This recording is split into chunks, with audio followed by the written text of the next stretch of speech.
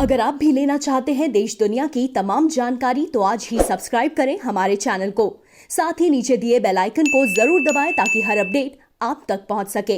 नमस्कार, आप देख रहे हैं प्रभासाक्षी न्यूज नेटवर्क। मेरा नाम है अनुराग गुप्ता और आज हम बात करने वाले हैं इजरायली दूतावास के पास हुए धमाके की। दिल्ली के सबसे सुरक्षित इलाके के पास बीते दिन एक धमाका हुआ। धमाके वाली जगह से एक दुपट्टा और लिफाफा बरामद हुआ है, जिसकी जांच सुरक्षा एजेंसियां कर रही हैं। सूत्रों से मिली जानकारी के मुताबिक लिफाफे में इजरायली दूतावास का पता लिखा हुआ है।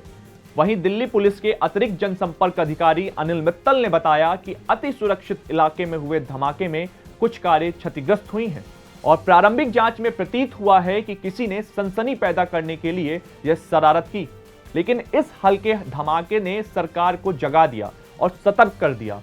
गृह मंत्री अमित शाह ने आनन फानन में कई बैठकें बुलाई, जिसमें उच्च अधिकारी शामिल हुए। तो वहीं विदेश मंत्री एस जयशंकर और एनएसए अजीत डोभाल इजराइल के अपने समकक्षों से बातचीत कर रिश्ते को मजबूत करने में जुट गए। हिंदुस्तान के सबसे बेहतरीन मित्र देश इजराइल को भारत सरकार पर पूरा भरोसा है। प्रधानमंत्री बेंजामिन नेतन्याहू ने पूर्ण विश्वास जताया और कहा कि भारत में रह रहे इजराइल के सभी लोगों और यहूदियों की भारत के अधिकारी सुरक्षा सुनिश्चित करेंगे। अब वापस बात विस्फोट स्थल से मिले लिफाफे की करते हैं। बताया जा रहा है कि लिफाफे में इस ब्लास्ट को ट्रेलर बताया गया है और बदला लेने की बात कही गई है। लिफाफे में 2020 में मारे गए कासिम सुलेमानी और ईरान के वरिष्ठ परमाणु वैज्ञानिक मोहसिन का भी जिक्र है। लिफाफा मिलने के बाद ही ईरान कनेक्शन की भी आशंका जताई जाने लगी और एजेंसियां भी इसमें जुट गईं। बताया जा रहा है कि दिल्ली पुलिस समेत 6 सुरक्षा एजेंसियां इस मामले की जांच में जुटी हुई हैं और वहीं बीते 1 महीने में जितने लोग ईरान से आए हैं उन सब की जानकारी जुटाई जा रही है। ईरान कनेक्शन की बात इसलिए भी सामने आई क्योंकि पहले भी ऐसी साजिश रची जा चुकी है। साल 2012 में इजराइल की एक कार में धमाका हुआ था। इस धमाके में 2 ईरानी शामिल थे। यह लोग दिल्ली के पहाड़गंज में रुके हुए थे। हालांकि यह लोग धमाके के बाद फरार हो गए थे, जिनका अभी तक कुछ पता नहीं चल सका है।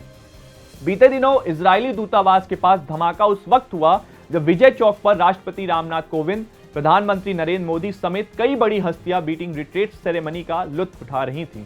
हालांकि धमाके के तुरंत बाद ही अलर्ट जारी कर दिया गया। एयरपोर्ट पर सुरक्षा बढ़ा दी गई। मुंबई, दिल्ली जैसे तमाम शहरों पर सुरक्षा बढ़ाई गई। देखिए मुंबई का एक नजारा।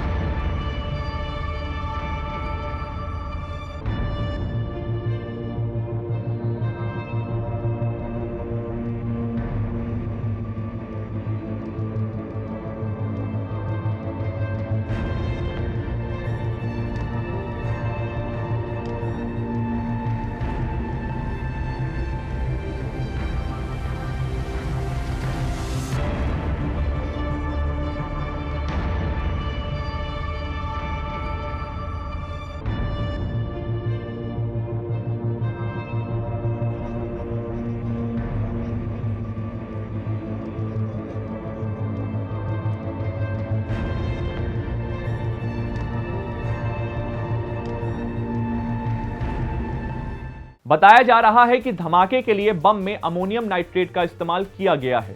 हालांकि इसकी अभी तक कोई पुष्टि नहीं हुई है, लेकिन धमाके की वजह से आसपास मौजूद गाड़ियों के शीशे पूरी तरह से क्षतिग्रस्त हो गए। इसी बीच Delhi police commissioner SN Srivastava का भी बयान सामने आया है। सुनिए उन्होंने क्या कुछ कहा। At this point of time, I just visited the scene of crime. हम लोग केस रजिस्टर कर लिया है। स्पेशल सेल इन्वेस्टिगेट कर रहा है। इस समय कोई भी चीज कहना ठीक नहीं है।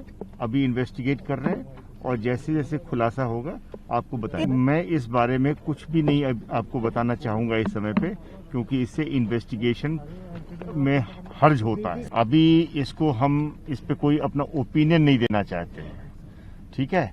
ओपिनियन देना गलत होता है। चीजें को इन्वेस्टिगेट कर ले फिर बात करें।